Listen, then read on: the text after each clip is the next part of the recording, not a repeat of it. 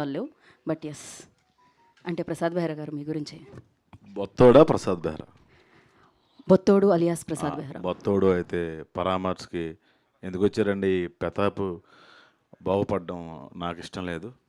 అయినా మీడియా వారు కాబట్టి అందరికీ నమస్కారం. ఒక్కసారి నా చేపట్టుకోరా రెండిట్టు ఇక్కడ మీరు ఏం మాట్లాడినా ఎక్కడుండే మాట్లాడారు. ఇది ఒకటి మంచి జరిగిందయ్యా, చేతిలో చేసారు.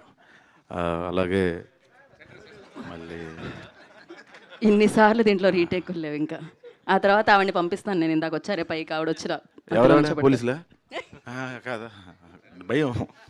ఓకే, అందరికీ నమస్కారం అండి. పరామర్శకు వచ్చిన వాళ్ళందరికీ. అందరూ పాపం పాపం పాపం అంటున్నారు. అంత జాలి చూపించడం నచ్చట్లేదు ప్రతాప్ నీ మీద నాకు. ఎందుకంటే ఆ ఊరంతా సాటింపేయించింది నేనే. ఆ ప్రతాప్ మొహంలోని, ఆ వీరయ్య మొహంలోని నవ్వు చూడలేని పర్సన్ నేను. వాళ్ళు బాగుపడకూడదని ఎప్పటికప్పుడే తిట్టుకునే పర్సన్ని కాబట్టి, అంటే బయటకు వెళ్ళగంటాను కానీ మనసులో బాగుండాలనే ఉంటుంది ప్రతాప్.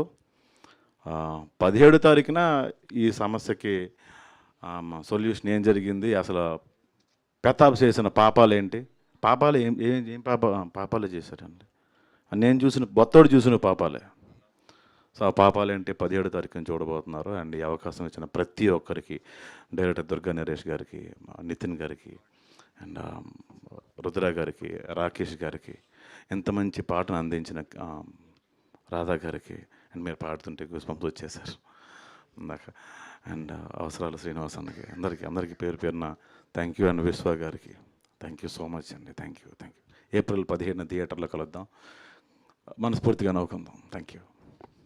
ఏదో ఒక్కసారి ఒక డైలాగ్ చెప్తే 17th థియేటర్కి రావడానికి మేము అందరూ రెడీగా ఉన్నాం.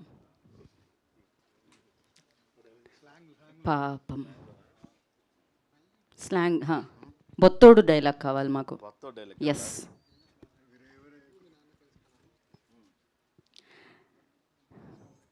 దుర్గా నరేష్ గారి దర్శకత్వంలో బొత్తోడు డైలాగ్.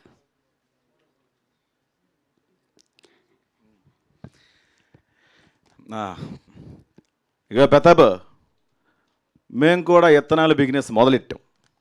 నువ్వు మీ నాన్న రాత్రంతా కూర్చొని కలవరించుకోండి, అర్థమైందా?